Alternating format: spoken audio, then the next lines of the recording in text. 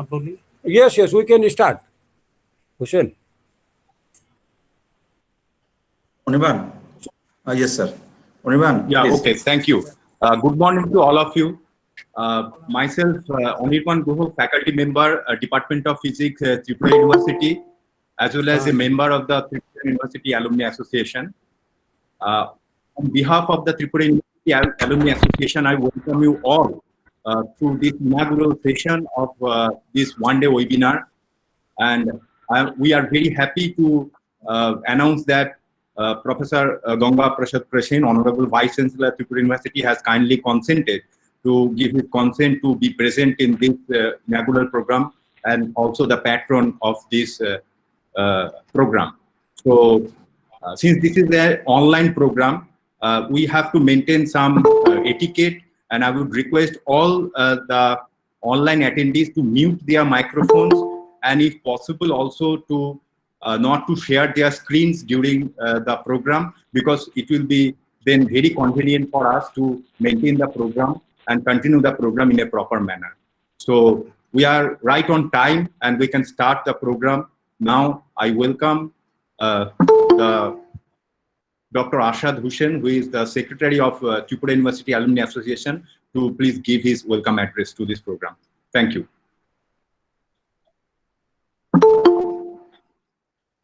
Good morning, Honorable Professor Ganga Prasad Prasen, Vice Chancellor Tripura University and Organizing Committee of this webinar.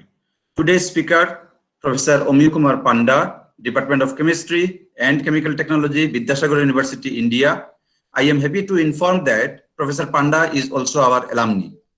Professor Shopon Mojumdar, President, Tripura University Alumni Association and Professor, Department of Chemistry, Tripura University. Professor Arkenath, Vice President, Tripura University Alumni Association. Participants from different parts of the country, my esteemed colleagues, research scholars, and my dear students. On behalf of the organizing committee of today's online webinar and Tripura University Alumni Association, I would like to welcome you all to this online webinar. For most of us, the years that we spent studying at Tripura University are among the happiest times of our lives. New friendships that stand the test of the time, life-changing experiences, lectures, tutorials, halls of residence, shared flats, nights on the town or in the unions and exams. Obtaining degree is particularly a special occasion, as it is the goal every student works towards. However, it is not the end of the university experience. Thousands of people throughout the country and world are proud to call themselves alumni of Tripura University. Their knowledge, achievements, and expertise have been recognized in diverse fields. We aim to keep in regular touch with all of our alumni and friends. Accordingly, Tripura University Alumni Association was formed in the year 2013. We have started publishing the e-newsletter of the association since 2013. Also organized several programs, including seminar, discussion, reunion, and recognizing our alumni for their achievements in terms of tour research award, etc. We have our own website under Tripura University main web page. At present, we have more than 500 registered members. Details about the membership guidelines with tour, bank details, and other informations are given on the website.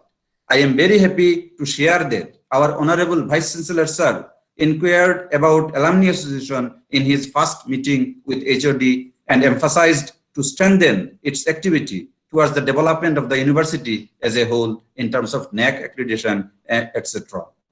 Organization of today's webinar is also as per his kind guidance. More than 200 participants registered for today's webinar through WhatsApp group invitations.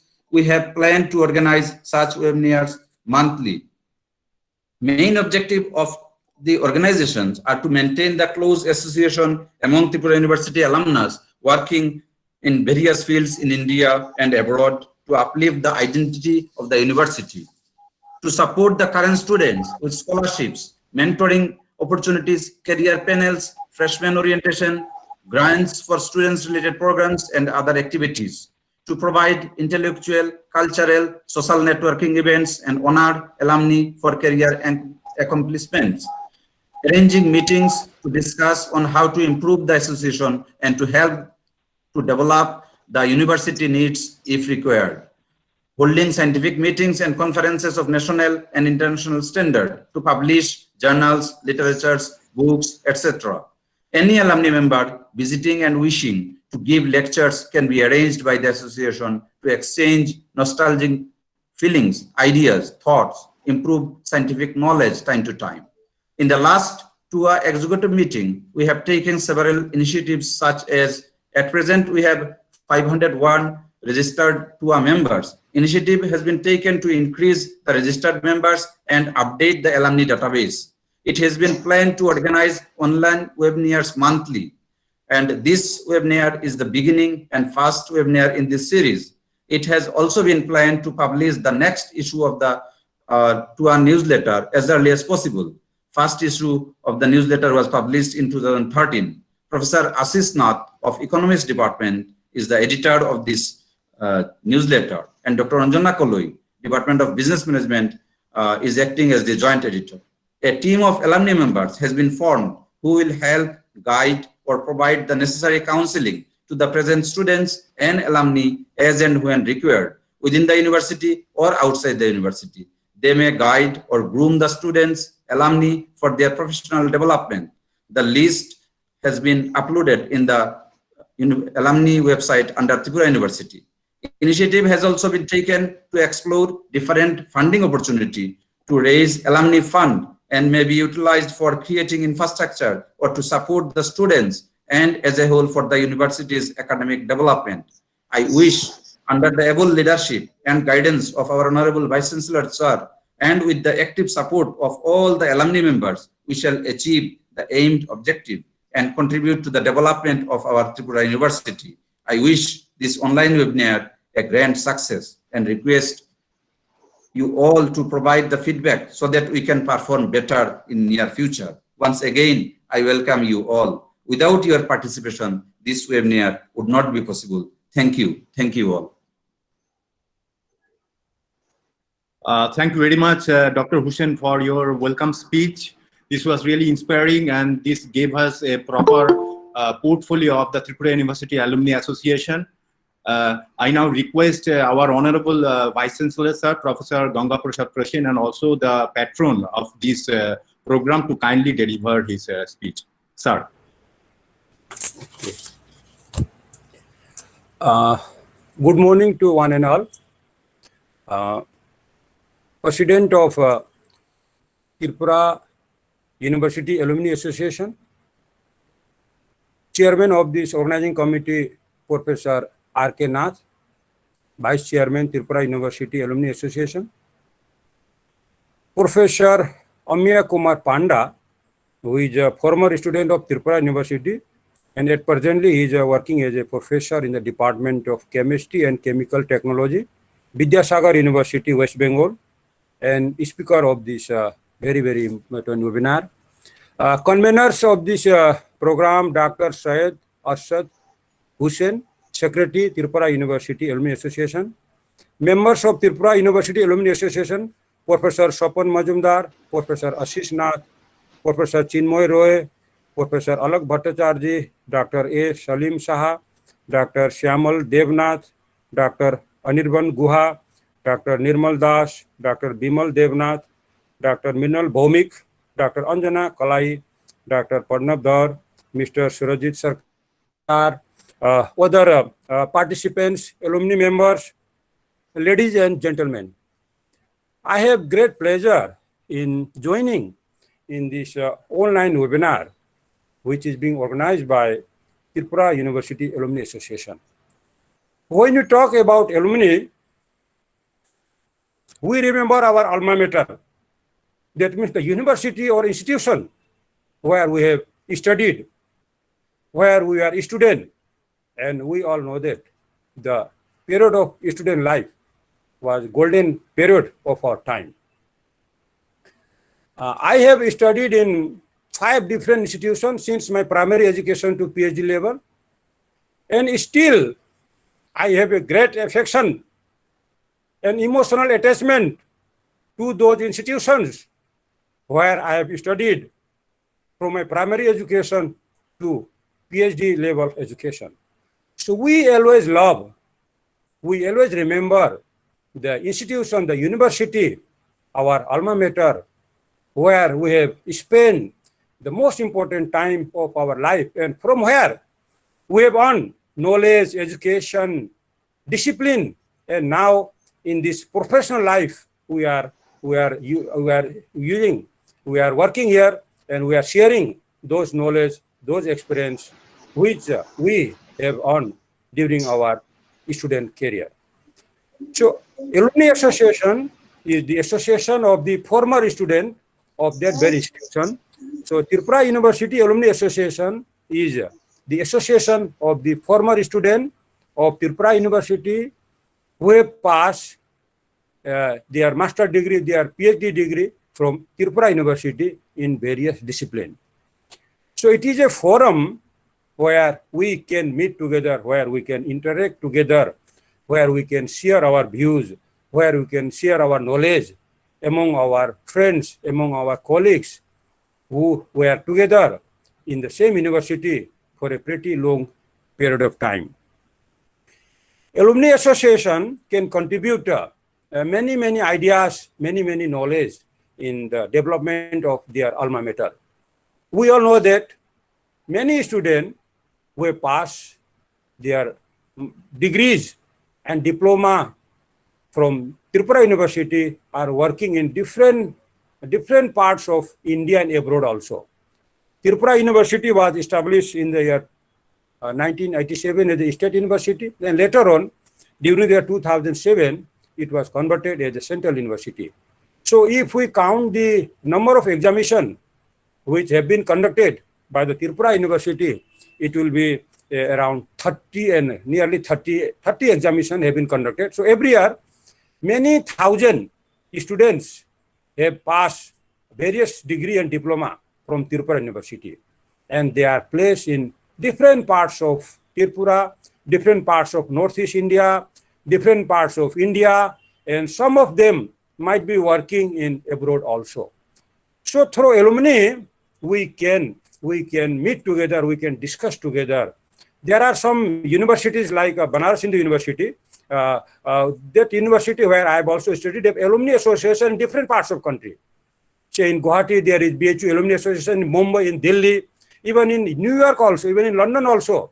There are alumni association of BHU where students of that university meet together, discuss together, organize some program together, and they will refresh the memory of those days when they passed their time as a student of that great university. So it is a very important forum where we can meet together, discuss together, share our knowledge, share the golden memory of those days which we have spent as a student of that university. And now we all know that Alumni Association is one of the very component of NAAC assessment. We have to update the data of alumni, means how many students have passed every year, where are they, what is their place of posting, what is their contribution in the society. So we all know that many students who have passed from Tripura University are engaged in various occupations. Many are doctors, many are engineers, many are professors, many are teachers. Some of our former students have become politicians also. Some are social worker also. Some are working in NGO also. So if we can compile a data bank of all those students who are contributing in different capacity for the development of this state and for the development of this region and for the development of this country, then it will give a good information for us. We'll be able to know the contribution of our former students who are settled, who are working in different places, different parts. So as soon as I joined, I inquire about the Alumni Association, and I am very happy that there is a Alumni Association which has been working for many years. They are also publishing a newsletter from time to time, and in future also they shall be publishing some of the research paper, this type of newsletter also. And I am very happy to know that we are going to have a discussion from time to time. about our alumni association, about the contribution of our alumni association, and we have formed a very strong team. Our teacher, who are the member of the alumni association, who are the office bearer of alumni association, are actively working for strengthening the alumni association in near future. And I believe that this association will play a very, very important role for the growth and development of Tripura University. Our senior member, our honorable member of alumni association, who are working in different parts of country, will give us advice, suggestion, and they will share their experience in many areas, academic as well as other development areas of the Tripura University also. So we shall be requesting our former student, our alumni member, to come to Agartala to guide us, to help us, and deliver lectures in the areas of expertise which they have. And certainly it will motivate our present students for achieving their higher academic height. And I thank the present team of the Tripura University Alumni Association for organizing this webinar on a very, very important topic. And I have confidence that in future also, from time to time, this alumni association will certainly sit together, discuss together various academic matter, and this alumni association will certainly help and guide Tripura University for achieving our new height, for bringing new name and fame of our university, not only in Northeast India, but at the national level also. So I thank the organizer for inviting me and giving me honor as a chief guest of this webinar. And I wish a grand success of this association, and I wish a bright future of Tripura University Alumni Association. Thank you. Jai Hind. Thank you very much, sir, for your inspiring words. And we from the part of the Alumni Association team, we can assure you that we have all the raw material and ingredients to achieve the greatest thing in the university. And under your active guidance and inspiration, we believe that we will be able to achieve that goal. Thank you very much, sir, again, for your kind inspirational word. Thank you very much, sir. So with that, we now are coming to close the inaugural session. Before that, we should present the vote of thanks. And now I request the Professor R.K. Nath, sir, to kindly present the vote of thanks. Thank you, sir. Good afternoon, one and all. Honorable Vice Chancellor, Sir, Professor Ganga Prasad Prasen, Patron, Organizing Committee of this webinar, Professor Omiyo Kumar Panda, Vidyasagar University, India, the speaker of today's webinar, Professor Swapon Majumdar, President, Tripura University Alumni Association, and participants from different parts of India, my dear colleagues, research scholars, and my dear students. It's my privilege to have been asked to propose a vote of thanks on this occasion on behalf of the organizing committee of this today's webinar and Tripura University Alumni Association. First of all, I express my sincere gratitude to our Honorable Vice Chancellor, Sir Professor Ganga Prasad Prasen, for his kind presence to this inaugural session despite his busy schedule. My sincere thanks to you, sir. I am also grateful to our invited speaker, Professor Omiyo Kumar Panda, to accept our invitation to deliver the talk despite his busy schedule. Thank you, sir. My sincere thanks to Professor Swapon Majumdar, President of Tripura University Alumni Association, to chair the technical session of today's webinar. Thank you, sir. I would also like to thank all the members of Tripura University Alumni Association Executive Committee for their active support in various ways. I'd also like to thank all the participants from different parts of India, faculty members of different departments, officers and staffs, research scholars, and my dear students. Your participation helped us to organize this program successfully. Thank you all. Finally, I must mention the name of the convener of this webinar and secretary, Tripura University Alumni Association, Dr. S.A. Hussain, for taking the initiative for organizing such wonderful events. Thank you all. Thank you very much, sir, for presenting the vote of thanks. Now we come to the close of this inaugural session, and after that we have the technical session. Now I would request Professor Papan Kumar Mojumdar, who is the president of Tripura University Alumni Association, as well as the session chair, to kindly take over the session and continue with the technical session. Thank you very much. Thank you.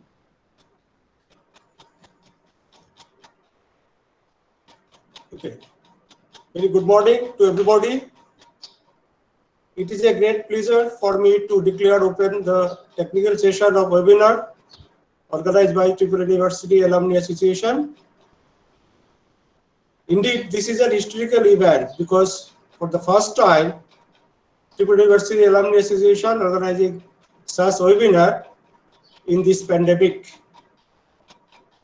At first, I wish to welcome our Honorable Vice Chancellor and all alumni of the university and others, those are participating in this event. And also I welcome Professor A.K. Panda.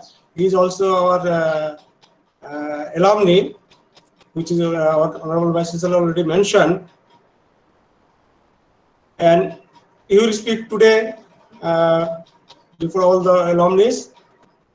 And Professor A.K. Panda is currently working in Vidyasagar University. I want to mention one thing, that he is the alumni of the first batch of Tripura University because he passed out in 1990 in MSc, and obviously he also pursued his PhD work in this university from the Department of Chemistry, and he obtained degree in 1998. Then he moved to his state, West Bengal, and served initially the Behala College and then University of North Bengal, and currently working as a distinguished professor in Vidyasagar University. So just I want to mention briefly what he achieved, and actually we are proud of him as an alumni, and I have also very close associated with him for a very long time because I am also the just third batch of this university. And so just I want to share some of his awards and his recognition received. And you will see he has visited many countries like Australia, Canada, Japan, and many others. So he is a Young Scientist Award. He received Young Scientist Award from Indian Science Congress Association 2001, Westcott Fellowship from DST Government of India, Visiting Scientist to Australia in 2006.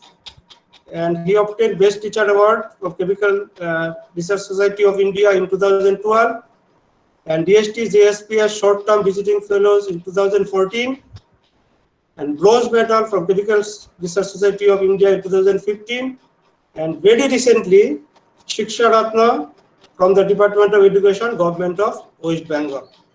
So it is really proud for us. We feel very proud of you, Professor Panda. And also he is a learned member of various societies, like life member of Chemical Research Society of India, a member of Asian Society for Colloidal and Surface Science, life member, Indian Association for Science, Surface Science and Technology, and life member of Indian Chemical Society. So today he will share with us his knowledge and some of his contribution to the research, and he will talking about today nanocrystalline materials, synthesis, characterization, and applications. So I hope all the participants, and particularly our student participants, they will be benefited from this talk. So without wasting much time, I want to request Professor Panda for sharing his knowledge and in this field, mainly nanotechnology field. Professor Panda, please. Thank you, Professor Majumdar. Honorable Vice Chancellor, Professor Gangaprasad Prasai, my heartfelt gratitude to you, and I strongly do believe that under your valued leadership, the university will progress further. You know, as the first alumnus of this university, first batch, I am getting very much emotional. Like at our time when we started our journey in the College Tila campus, there was almost nothing. Now I see so many things in my university. I really find myself blessed, and I'm privileged and honored that I got the opportunity to study in this university. Guru Brahma, Guru Vishnu, Guru Deva Maheshwara, Guru Sakshat Param Vishnu Brahma, Tasmai Sri Gurave Namo. Let me first convey my pranam to my PhD supervisor, my mentor, Professor Ajit Kumar Chakraborty, the former Vice Chancellor of this university, during whose tenure the university got a new dimension.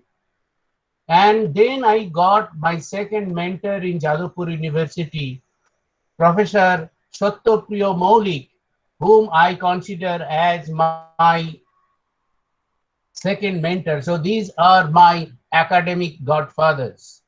So you know, there are two kinds of inheritance. One is biological inheritance, my parents, biological parent, and they are my academic parents. I am really grateful to them.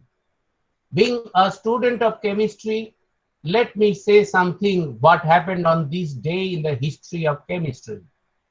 American chemist Albert Guizot and Shibog, they announced the discovery of the chemical element named after seaborgium. This element was discovered on this day in 1974. Coming to the lecture or topic of my lecture, I will be basically, because Professor Majumdar has advised me to prepare my lecture for the mixed audiences. So I sincerely apologize if it sounds a repetition to the experts in this field. I will try to make an overview on the nanoscience and technology and how the nanoparticles can be prepared and what are their characteristics. Before that, let me start with the definition of an interface, because the nanoscience and technology or colloids, they are governed by the properties of the interfaces. So an interface is the area which separates the two phases from each other. And if you consider three states of matter, there would be different types of interfaces. Very classically, it would be solid liquid, solid gas, and liquid gas interface. If two liquids, immiscible liquids, are put together, then you get another liquid-liquid interface. Now, why I am trying to make a prelude on interface before I discuss the nanoscience and technology? Because nanoparticles are not dimensionally different from the colloids, because you know, often interfaces and colloids are discussed together, and you know, if we consider the 5 different types of interfaces, we can get 10 types of dispersed systems. I am not going to discuss them in detail. Now, why would one go for studying the colloids and interfaces? Because they are intimately related to each other. There is a direct consequence of their inner mass, specific surface area. If you allow me to speak more speciously, their interface to volume ratio, the surface to volume ratio is so large that the behavior is not governed by the law of classical mechanics. Rather, they are governed by the laws of quantum mechanics, where gravity is negligible in the majority of the cases. Like this is an electron microscopic image of silica nanoparticles having dimension of approximately 900 nanometer. When they are blown and the electron microscopic images are grabbed, you see the particles, they do not fall, but they get something like glue is operating over there. This is simply the surface property. So Newtonian law of gravity is not operational. So the colloidal systems are the systems which are dominated by the interfacial effect rather than bulk properties. Like the color of gold. When you discuss the color of gold, you know it is golden in color, but if you prepare gold nanoparticles, they will have a variety of colors, starting from blue to red, depending on the size, bigger being blue in color and the smaller being red in color. So interfacial science is the basis of nanoscience and technology. And in recent literature, the term nanoparticle and nanosystems are used, which is very much analogical to the colloid and colloidal systems. Why did they evolve so rapidly? Especially after 1980s, with the discovery of modern devices that could understand or explore the properties of the material which could not be studied earlier, that helped to understand or explore a new dimension or new branch of science called nanoscience and technology. Richard Feynman, in his Nobel lecture, he said, he made a famous statement: there are plenty of rooms at the bottom. You know, he could foresee that there are tremendous possibilities. When Michael Faraday prepared the gold sol, he even did not coin the term colloid or nanoparticle. He simply said it as finely divided metal. Now, why the interface science or colloidal science is so important? On my way from Vidyasagar University to Kolkata, because my permanent residence is in Kolkata, I was asked to define colloid from my esteemed colleagues of humanities. I could not explain it properly because, being a student of chemistry, I was trying to interpret in terms of chemistry. But one of my learned colleagues from other discipline, she presented it in such a nice manner, like blood is a colloid. So that is the quality of a good teacher. I fail to sometimes, I envy my teachers, Professor Ajit Chakraborty, even the living legend, Professor S.P. Maulik, the 84-year young man. Every morning he asks me, like sometimes my daughter tells me, what do you do with your teacher? Like she calls my mentor, Professor Maulik, as Lab Dadu, grand teacher, grandparent. So what do you talk so much with your Lab Dadu? Then I said, every day he assigns me with some home tasks. I'm really fortunate enough in my life to get two great mentors like Professor Ajit Chakraborty, who is no more, and Professor S.P. Maulik. You know, it's very hard to get real guru in your life. In Kathamrita, you know the story of frog and snake. There are three kinds of frog. A good guru is also essential to become a good student. Now, for a better understanding of natural processes, we need to understand the interfacial property. Because, you know, in biology, if the surface tension of water, had it not been 72 millinewton per meter, the lipids, they won't be able to form the membrane. This is the prerequisite for the formation of compartments and thus any form of life. You know, the percolation of water, the refilling of the underground reservoir is the process of swelling of clay, which is an interfacial property. The formation of rain from the clouds is nothing but the nucleation or achieving a critical size, after which only the water droplets will come down in the form of rain, pitter-patter raindrop. Many foods like butter, milk, or mayonnaise, they are emulsions. So there are tremendous applications of interfacial science or colloidal science.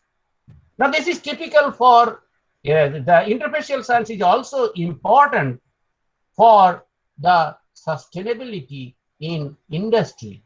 Metal extraction, froth flotation technique, or so many processes are really, they work on the principle of colloid and interface science. These are some of the books, because it is meant for a general audience. So these are the books. This is another kind of book. Always I take help from when I discuss the surfactant science, which I have learned from Professor Maulik and Professor Ajit Chakraborty. I take the help from this book, Drew Myers. You can have it in your library. Now, as I told, in 1857, the Sepoy Mutiny took place in India. At the same time, there was a tremendous development on the other part of the country, world. In 1856 or 7, Michael Faraday, he prepared the gold nanoparticle. And these nanoparticles still exist in good condition in the Faraday laboratory in the United Kingdom. If you visit, you can see. But he could not coin the term colloid, could not coin the fancy term nanoparticles, nanoscience and technology, which we quite often term it. Now the junior Oswald, son Oswald, he made a famous quote that in 1920s there occurred an enormous surge in the interest of colloid chemistry, because he called it as the world of neglected science. In India particularly, the nanoscience and technology took a different shape because of the path-breaking work of 4 or 5 people. One is Professor C.N.R. Rao, Bharat Ratna Professor C.N.R. Rao, who is another living legend. I had the opportunity to invite him in our university, Vidyasagar University. Professor S.P. Maulik, he started research on nanoscience and technology back in 1996. Professor Amarnath Moitra, he started working on nanoscience and nanotechnology in Delhi University in late 80s. Professor Ashutosh Sharma, who is presently the secretary to the Department of Science and Technology, he initiated the research on nanoscience and technology. And with Professor Amarnath Moitra in Delhi University, he got a good student of another famous, who happened to be the child of a famous person, Abu Shahid Ayub and Gauri Shankar Ayub. Their son, Prasun Ayub, unfortunately he is no more, he died at a quite young age. Prasun Ayub, he worked with Professor Amarnath Moitra. So India also has, but long back, India also has a tradition of good colloidal chemists. You know, it started with Professor Sushil Mukhopadhyay. In that sense, I am a grand student of Professor Sushil Mukhopadhyay, the former Vice Chancellor of Kolkata University, University of Calcutta, Kalyani University, and Director, Indian Association for the Cultivation of Science. His PhD student is Professor Ajit Chakraborty, and I am blessed to be a student of Professor Ajit Chakraborty. Professor Sushil Mukhopadhyay, he studied science, he learned colloidal science from another great student of Acharya Prafulla Chandra Rai. He is none but Professor Gyan Chandra Ghosh. Gyan Chandra Ghosh, his younger brother, and Gyan Mukherjee, J.N. Mukherjee. Acharya P.C. Ray used to call, I have three Gyan. Gyan Mukherjee, Gyanendra Goswami, and Gyan Ghosh. Gyan Ghosh, Gyan Ghosh, he became the first director of Indian Institute of Technology, Kharagpur. Also, he was the director of Indian Institute of Science, Bangalore. And in Kolkata has a tradition of a colloidal school in colloidal chemistry. Neil Ratan Dhar, Gyan Ghosh, J.N. Mukherjee, and his younger brother, Gyan Ghosh, younger brother, Professor Bhupendra Nath Ghosh. Professor B.N. Ghosh produced two great students. One is Professor Dipti Kumar Chattaraj, D.K. Chattaraj, and another is Professor S.P. Maulik, among other names. Now, why would we study so much about the nanoscience and technology? Mr. Chairman said, I think I have been given 40 minutes, so I will try to finish within that time. So my lecture, basically, I would like to make some introduction on nanoscience and technology, then their preparation and some of the application. Why would one go in studying the nanoparticles? Why are they so important? First of all, let me reiterate that once again, that after the discovery or invention or the coming out of ultra modern or sophisticated instrument with better resolution capacity or analytical tools in late 80s, like high resolution electron microscope, high resolution X-ray photoelectron spectroscopy, atomic force microscopy, confocal microscopy, the properties which remained unexplored could have been studied only after those instruments were made available. But properties are there. I will share, in my last slide, I will share with you. So the properties of adsorption, catalytic activity, electrochemical properties, semiconduction, optoelectric properties, all these properties, they get drastically changed when you bring down the size. So henceforth, when I will be saying the property of a material, I will have to say, like, what is the degree of fineness of this material? Why is it so? This is very basic mathematics. So a particle having, if I consider the particle to be spherical, if the radius is r, so surface to volume ratio is 3 by r. So if you decrease the size, you are basically increasing the surface area. So if the surface area is increasing, you are basically increasing the surface energy. So if you make a dispersion, that will produce more particles, exposing more surface, the surface energy would increase, and obviously it will be a non-spontaneous process, and it would require positive work.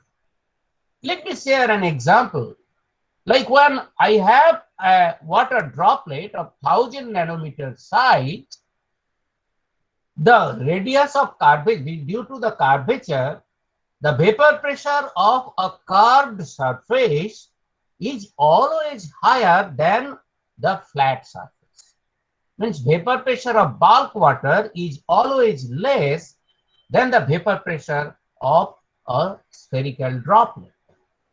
Now, if you go on decreasing the size, you see the vapor pressure ratio, P being the vapor pressure of the flat curved surface, P0 being the vapor pressure of the curved surface. You see P by P0 becomes higher, higher, and higher, especially when the size becomes less than 10 nanometer. It means if you bring down the size, you are generating more and more vapor because of higher vapor pressure, and the particle would become unstable. So I can make a statement like tiny droplets evaporate faster. And you need to do a seed, you need to put a seeding agent. You need to achieve a critical size. So what do the developed countries do? When there are enormous clouds, but you are not getting rainfall, they simply spray some silver nitrate into the cloud. Silver nitrate undergoes photochemical decomposition, and then there occurs a solid surface around which the water molecule can condense because a critical size has been reached. Now, if I have two dissimilar droplets, a big drop will become bigger at the expense of smaller droplet. I beg due pardon from those who don't understand Bengali, but it is something like the Tagore's Dui Bigha Jomi, E Jagote Hai, Shei Beshi Chai, Ache Jar Bhuri Bhuri, Rajar Hosto Kore Samosto, Kangaler Dhon Churi. So a big drop becomes bigger at the expense of a smaller drop. Similar is the story when you are having crystals of dissimilar size in a solution. The large crystal, being more stable, will grow bigger at the expense of small crystal. And you know, in the native place of our Honorable Vice Chancellor, where there are sugarcane industry, when they prepare the misri, they put a small crystal of sugar or misri into a saturated solution of supersaturated solution of sugar, and where the crystals of misri grow bigger and bigger. This is, you know, this people from science or anybody knows that the standard electrode potential of silver is around 0.8 volt. But if you decrease the size, then instead of donating electron, it will try to accept electron. So the property, oxidizing or reducing property of a material can be controlled by varying its size. How are the nanoparticles then stabilized in solution? Because most of the cases, we the students of chemistry prefer to prepare the nanoparticle in solution phase. If we prepare them in water, because I said they are governed by the properties of the colloids, if I prepare them in water, colloidal particles are usually charged. So similarly charged particles will repel each other. So in aqueous medium, nanoparticles are stabilized by electrostatic repulsion. So we call they are electrostatically stabilized. Or if I can coat the nanoparticle with a suitable ligand, then the two nanoparticles, they are sterically stabilized. So one nanoparticle cannot come in contact with the other. Sometimes a combination of both can be made. Now, we are all familiar with the famous Bragg's equation for X-ray diffraction.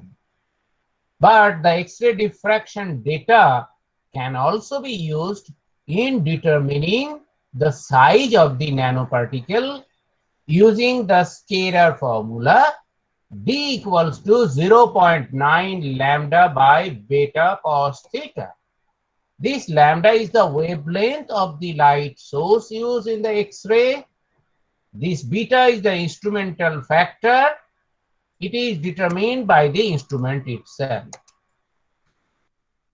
Now, this is the electrical property. We are all familiar with the Ohm's law. V equals to IR. So if R remains constant, V should vary linearly with I, or if I increase the potential difference across the two ends of an wire or of a conducting device, the I should vary linearly.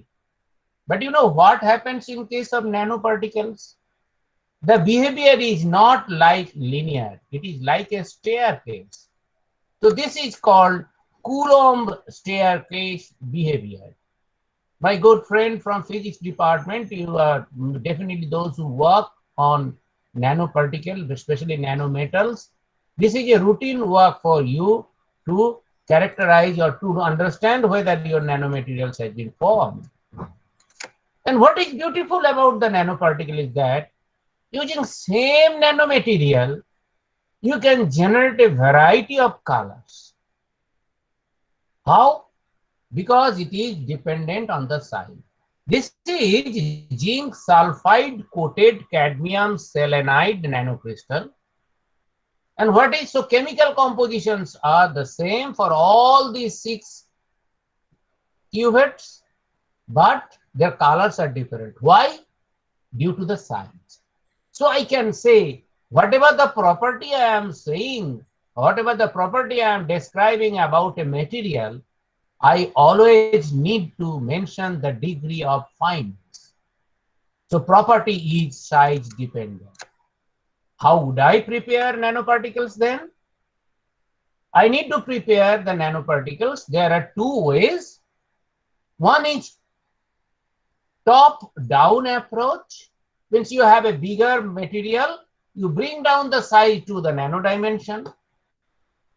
And these are usually done by physical method. Like in our high school days, we have studied about the colloidal mills.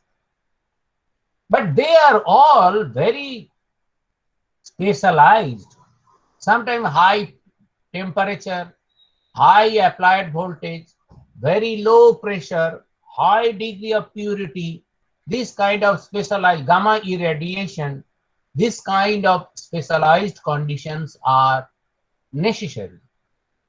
But we, the student, being the student of chemistry, we should opt for a method which will be very soft, which do not need any specialized conditions. And it is simple test tube chemistry. I will share with you in another 5 minutes. Like the chemical methods are very simple. They are carried out under mild conditions, and relatively they are very straightforward. Like sodium borohydride. Actually, when Michael Faraday prepared the gold nanoparticles, how did he do that? He simply took gold salt, HaUCl4, chloroauric acid. He took some lemon, means having ascorbic acid, which is a good reducing agent, along with some sodium borohydride. So what happens? The nascent hydrogen, it reduces a metal salt into corresponding metal. Similarly, citric acid, it is also a good reducing agent. It also prepare, like gold nanocrystals can be synthesized. Similarly, alcohol, polyhydric alcohol or polyols, they can act as reducing agent. So metals which are susceptible to reduction by soft chemical method, those metal nanoparticles can be prepared by this technique. If it is so simple, then why people are not paying so much attention in the preparation of nanoparticle? Yes, there is a problem. That problem is coined with the term Ostwald ripening. What happens? When you prepare nanoparticles or materials which are otherwise water insoluble, they face or they undergo a stability problem. They encounter a stability problem. What is that? That is known as Ostwald ripening. With the progress of time, colloidal particles, they are thermodynamically unstable, but they are kinetically stable. So what you need to do? You need to prevent the agglomeration or growth process. How can you do that? Again, the role of chemistry or physics, whatever you can say. When I bring down the size of the material, their hunger for electron increases. So if I can supply some agent which is capable of donating electron, they will form a layer around the material. So what happened, if you allow me to go to the earlier side, when I prepare gold nanoparticle, the citrate anion itself is capable of donating electron. So it will make a layer around the gold nanoparticle. Similarly, alcohols, OH, oxygen had lone pair of electron. They will make a layer around the nanoparticle so the growth process can be stopped. This is a more schematic diagram. Like if I take thiophenol, I must say one thing. When I was last year, I was fortunate enough to visit University of Hyogo in Japan. It is in the in Osaka, near Osaka. I was asked to take some classes for the students over there, postgraduate students, master students. And I was telling thiophenol, they could not understand. Actually, in Japan, they say thiophenol. Professor Sapon Majumdar must be knowing. They call sodium, bismuth, this kind of pronunciation. Anyway, that's not, there is no science in it. Just so if I take this kind of capping agent, means capping means they are capable to donate electron, so they will make a protecting layer, or they will act as a protecting layer like the ligand. So here they can create a steric stabilization. They can create a steric stabilization. So two nanoparticles, they cannot come in contact with each other and you get a stable nanoparticle. So there are several preparative routes. Again, being a student of surface science, we always prefer surfactants to be used as a stabilizing agent. Like if I have a normal micelle, then in a normal micelle, the nanoparticle will be stabilized by the surfactant like this. If I take a reverse micelle, it will be stabilized like this. And sometimes this is called a microemulsion. So basic strategy is that you stop the direct contact between two nanoparticles. If you can stop that, you can get a stable nanoparticle. So if I take a polymer surfactant gel, here a nanoparticle will be formed, here another nanoparticle will be formed, here another nanoparticle will be formed, but they won't be able to come in contact with each other. So you can get a stable nanoparticle. So we also take this microemulsion as a device or as a template in the preparation of nanoparticles. So these microemulsion droplets, they are, so this is the, whatever the water pool I have shown here, I have removed, in the next slide, I have removed the hydrocarbon chains. So this is water pool. You are having silver nitrate in one water pool. You are having sodium borohydride in another water pool. So this water droplet can undergo a process of fusion for a very transient time. And then they will again, there would be reaction between sodium borohydride and silver nitrate, and there would be formation of silver nanoparticle. You see, whatever the test tube chemistry I have told, you can do that. You take cadmium chloride in one water droplet, you take sodium sulfide, there would be formation of cadmium sulfide. You take lead nitrate in one droplet, and you add potassium iodide in another droplet. So you will get a stable lead iodide nanoparticle. Now, what is the advantage?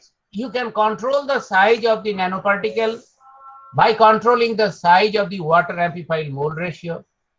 Particles can be isolated by breaking the microemulsion and washing to remove the surfactant.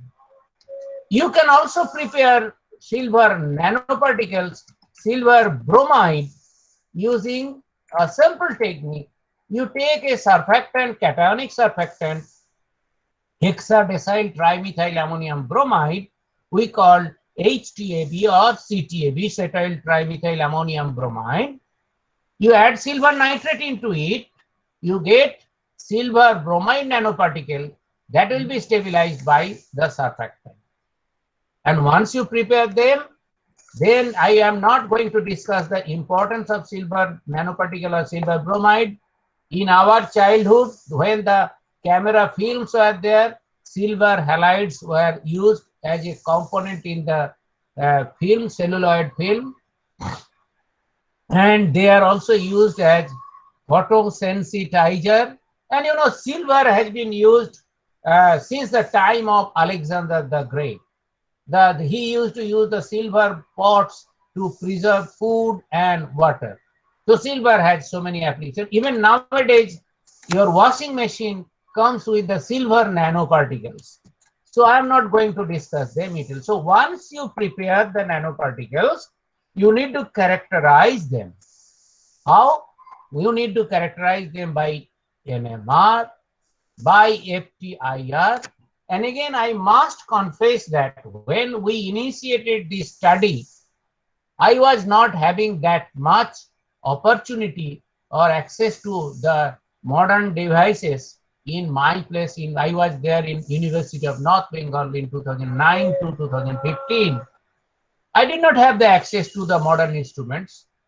So I am again very fortunate to have collaborators across the continent.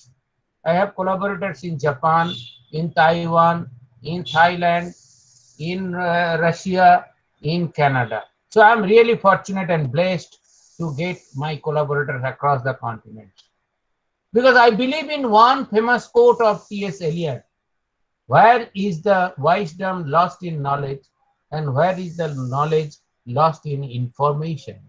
We live in the era of information, but we have forgotten to understand or visualize the logic, the philosophy of science. Yes, I was thinking of clearly talking a story, how the history of science. Maybe in next opportunity, if I get another opportunity, I'll be able to speak on the history of science for the general audience. So we did carry out the FTIR studies to understand whether my nanoparticles have been formed or not. Even X-ray diffraction studies, it was done by my collaborator in National Cheng Kung University in Taiwan. And this helps in understanding the formation of silver bromide nanoparticles. As I told, the scalar formula can be used in determining the size. You see, using the scalar formula, we could determine the size of the nanoparticle to be around 58 nanometers. And when I will show you, when we perform the experiment in electron microscope, we found the size to be almost similar. Now, how the nanoparticle is being stable? So initially I said that if the silver bromide nanoparticle is formed, the surfactant will make a coating around the silver bromide nanoparticle. But this kind of orientation is not permissible in water because this continuous medium is water. So hydrophobic head group cannot be exposed towards water. So what would happen? Another layer of surfactant will come around, it will form a bilayer. How will I know that? So if there is a bilayer, that can be studied by differential scanning calorimetric study. Differential scanning calorimetric study will help us in understanding the chain melting process. And also, initially the size would be smaller. With the progress of time, size will be bigger. So if I can measure the size, I would be able to tell that, yes, differential scanning calorimetry suggests our proposition that there occurs some phase transition, which is something like the chain melting process. And I must say, this temperature, within this temperature range, there is no weight loss as we have studied or verified through EGA or thermogravimetry analysis. What is the proposed mechanism then? Again, I must say that we have measured the optical band gap, indirect optical band gap by UV visible spectroscopy using Stokes equation. It's very simple because I must confess that I don't have so much of facility. So we try to adapt very simple methods. Like Stokes, this is simply you measure the absorbance at different concentration and at different wavelength. So this is the molar absorption coefficient, this is Planck constant, this is frequency, this is the band gap, again Planck constant, frequency. So if you make a plot of E H nu square against H nu from the ratio of the intercept by slope, you would be able to find out the band gap. And the band gap was found to be 5.35 electron volt, which is close to the semiconductor. Yes, this is what I was going to tell you. If I make a proposition like this, I will have to prove that. Yes, initially there was a formation of monolayer like thing, and again another layer of surfactant, it forms a bilayer, and I would expect an increase in the size. The size would increase almost, it was around 50 to 200 fourfold increase in size due to the formation of bilayer like species. Again, it can be the kinetics or rate of the growth process, kinetics of the growth process, rate constant of the growth process can also be studied. We have determined it. And you know, like seeing is king, I should say seeing is believing. Unless you see, you should not believe. Like when we communicated the paper, I did not have the access to electron microscope. I was asked by the reviewer, how would you prove that your nanomaterial has been formed? So I had to take help from my colleagues abroad. They did the electron microscopic study. You see the spherical particles are mostly spherical, but there are other morphologies too. It depends on the size and it depends on the concentration of the precursors. So this is the summary about the particle morphology. And what we did, and you know, the enthalpy of formation can also be studied. Like for a reaction undergoing precipitation, some energy will be changed due to the formation of precipitate. So you really cannot determine the enthalpy of formation of a reaction where there occurs precipitation. But you know, when I perform the reaction in microemulsion or in micellar media, there is no formation of precipitate. What we did, we studied because we have seen that the size and morphology are concentration dependent. So we measured the enthalpy of formation of silver bromide at different concentration, and then we extrapolated it to zero concentration, means there are no size or concentration dependence. And that absolute value, the value at the intercept, gives you the absolute value of the enthalpy of formation of silver bromide. This is the first time the report were made available. So you can also do it. If you have a calorimeter, you can measure the enthalpy of formation involving formation of otherwise water insoluble component. I need 2 more minutes to end up. Now, unless you apply your material for some real purposes, your nanomaterial finds no use. People would ask, what else? What the great? You have prepared your nanomaterial, but what is the application? So I took the help from Professor Anandunath. I did not have the dye at that time. It is Professor Nath or other fellows from Tripura University. You must be knowing that quinacyanum chloride is a blue colored dye. I have used it as a model dye, but you know, in textile technology, textile industries, many dye molecules get disposed into the wastewater. The process of eutrophication is a serious problem. The formation of algae and colored water, this water pollution must be stopped. And about 300 million metric ton of dye molecules are discharged into water every year across the globe. So wastewater management, particularly dye degradation, is a real challenge. So we took the silver bromide nanoparticle as prepared, and we added this cationic dye, blue colored dye, and we have found that the absorbance progressively decreases with respect to time. For time constant, I am not showing the detailed mechanism. But we also have determined the rate constant at different concentration.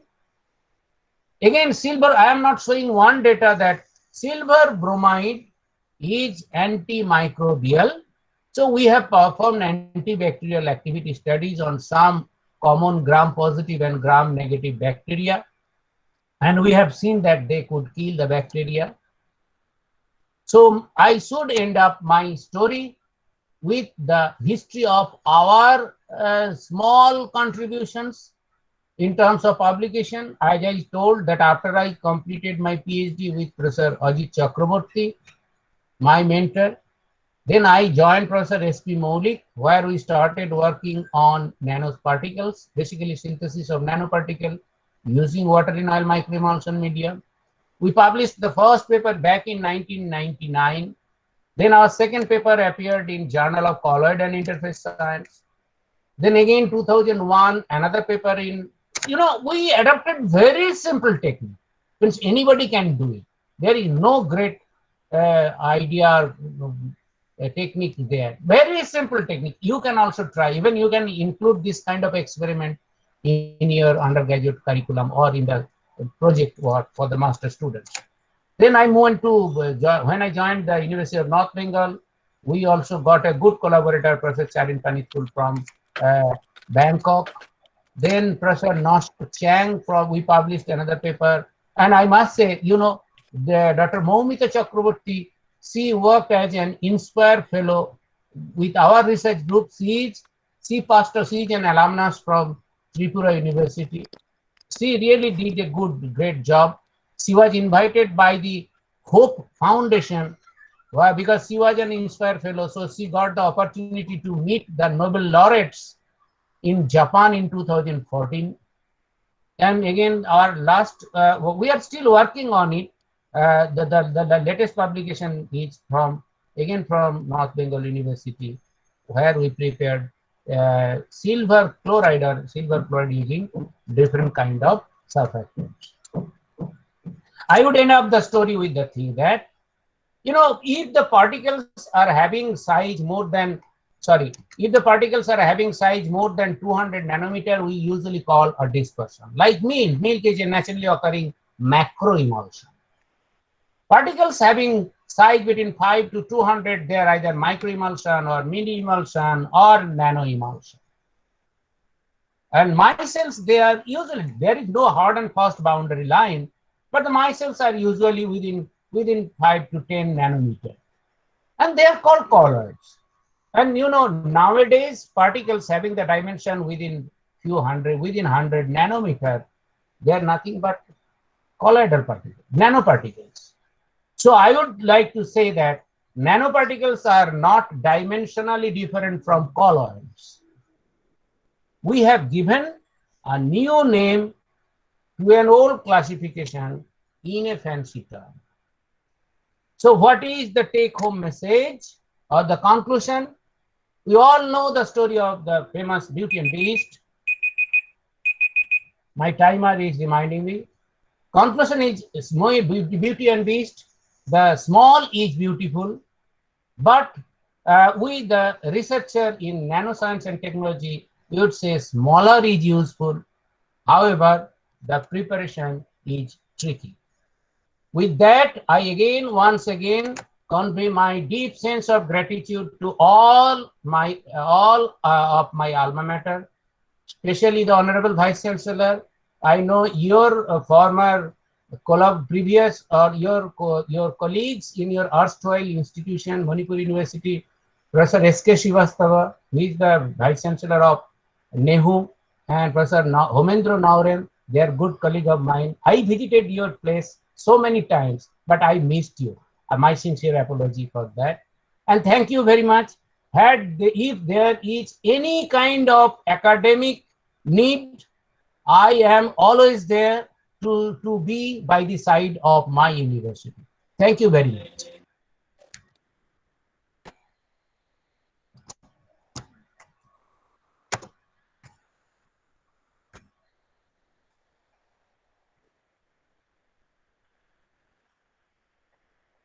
We cannot hear you, Professor Majumdar. Please unmute.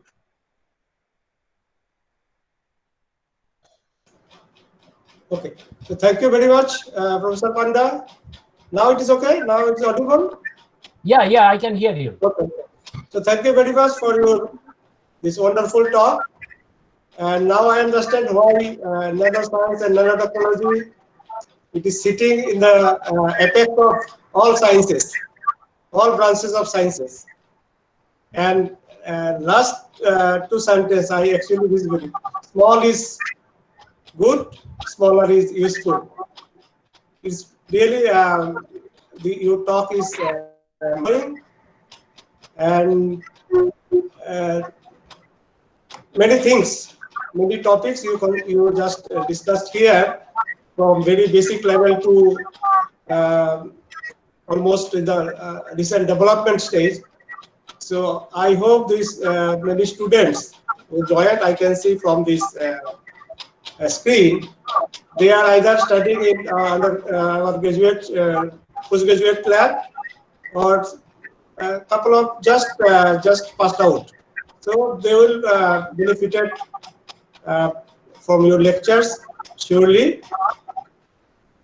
So I can see a couple of questions in the chat box. Yes, I see them. So So, we'll, can you see this? yeah. So Dixita Borua. He is our third semester student. Yeah. Okay. Now, irrespective of the status, I really appreciate. Every day I say, every day I learn. Every day I learn from everyone.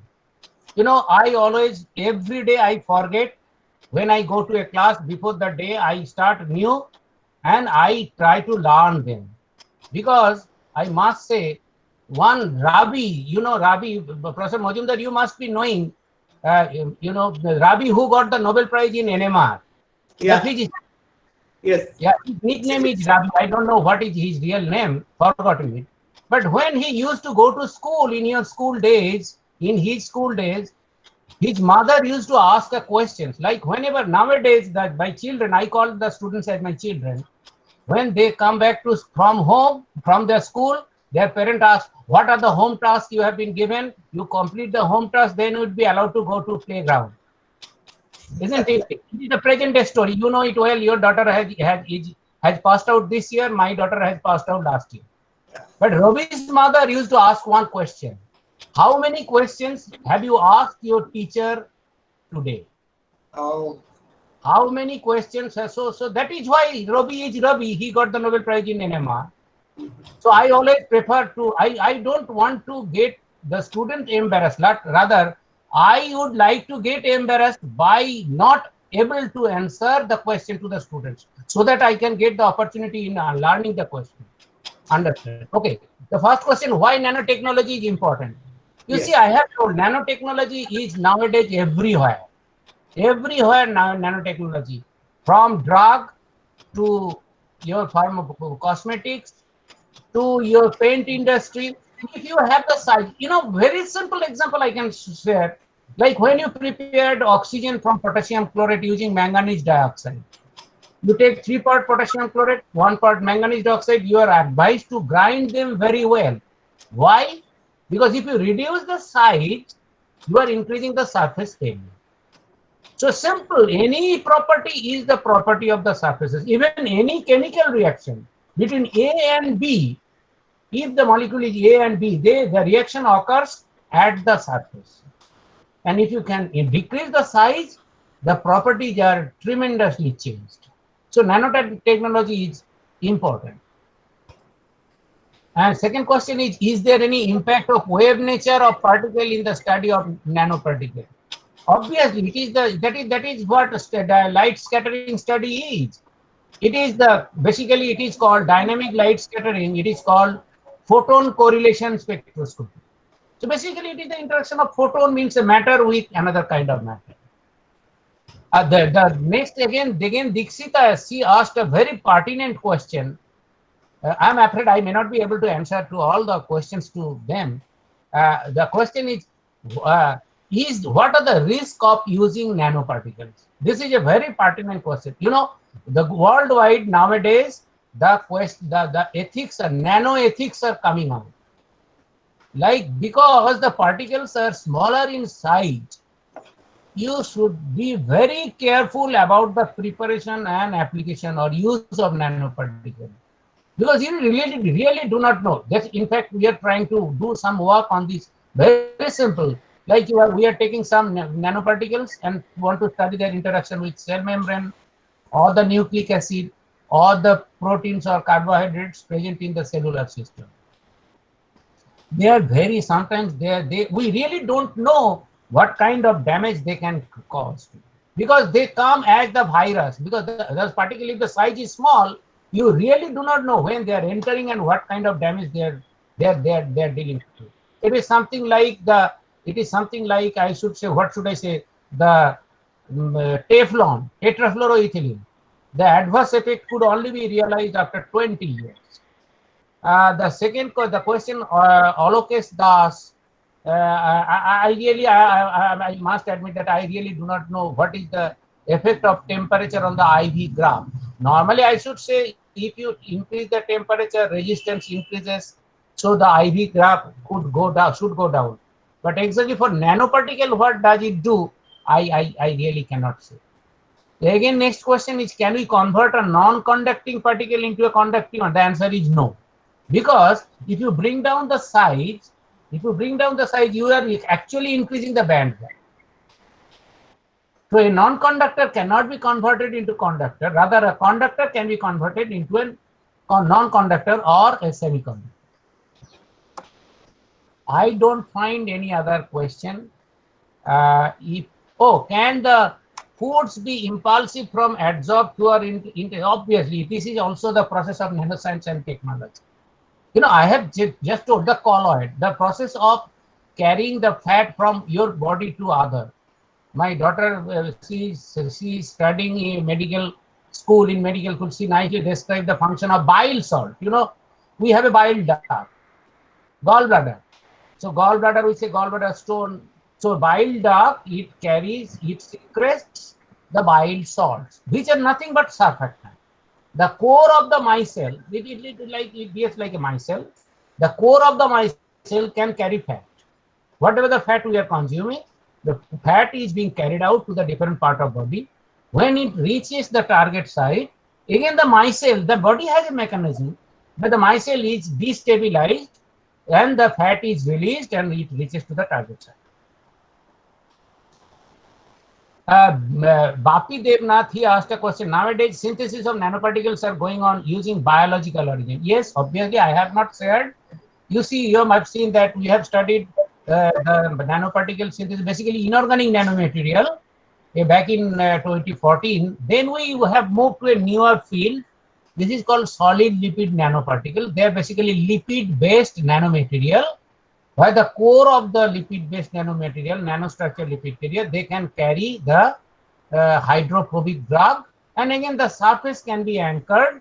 And in fact, we have been trying to have some collaboration with Professor Sapon Majumdar, because I am a layman in synthetic organic chemistry. So I have requested him to prepare some tailor-made compound. Suppose you have a drug delivery system where the surface is anchored in such a manner that it will reach to a particular, it will have the affinity to a particular binding site.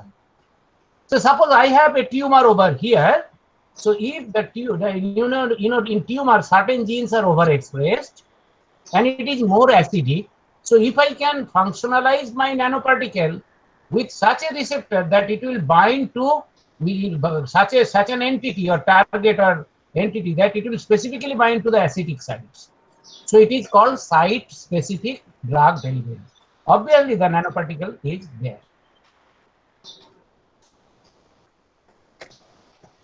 Yes, yeah, two more questions. Yeah.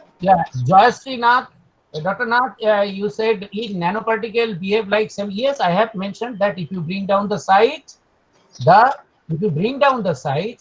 you can vary the electrical conductivity. So a conductor can be made as an insulator, and the intermediate you will have the.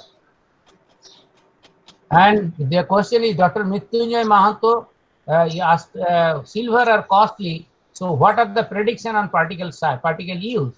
Silver nanoparticles are used like your antibacterial, your SARS, like they won't smell bad. So basically, they are impregnated with functionalized surface functionalized silver material. So bacteria won't be able to grow. But again, there are hazards. Your water filter technology nowadays. Old days. India has a tradition of thousands of years.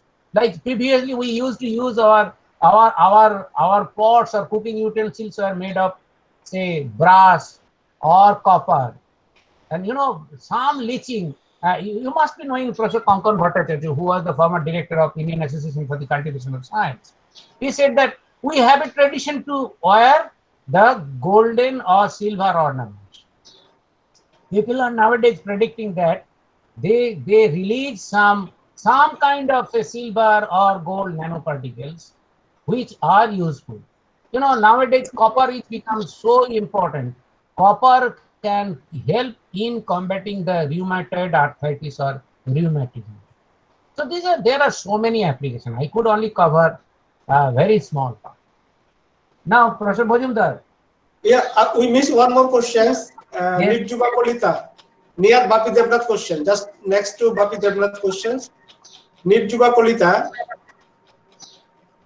Yes. Can Yeah. you describe in detail how silver bromide are being used in the field of medical science?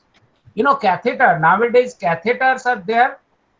Well, because the metal halides are used in medical science because I have already shown you one example that they can kill bacteria. I have already also, although I have not shared that slide, but they are used as they show substantial antibacterial activity. We tried with some Klebsiella pneumonia bacteria and Bacillus putida probably there, and Staphylococcus aureus, which is gram-positive bacteria. Staphylococcus aureus is it is used it is a causative factor for your skin diseases, Staph aureus. Now, in the market there is an ointment called Silver X. I should not say the brand, but Silver X. It is nothing but silver halide. It is used to heal the wounds. Silver X. It is available across the counter in the medical store.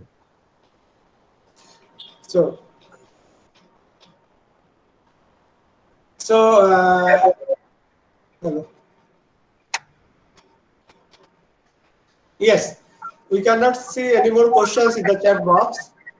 So yeah, Bacillus subtilis was the other bacteria that we studied. Bacillus subtilis. So we are at the end of this technical session. So as we decided that every month we are going to organize as a webinar. It may be from our alumni members, those are working in the other national labs or other universities, or maybe abroad, or maybe non-alumni also we will invite. So we will continue. This is our first agenda. In the last meeting we took that we will continue. I really feel extremely honored that you have chosen me as the first person for this historical event. My sincere gratitude to the organizers. It's really a great honor for me. We are also thankful to you. Yeah, I consider it a more honored event than getting the CRSI bronze medal. Thank you. Okay, so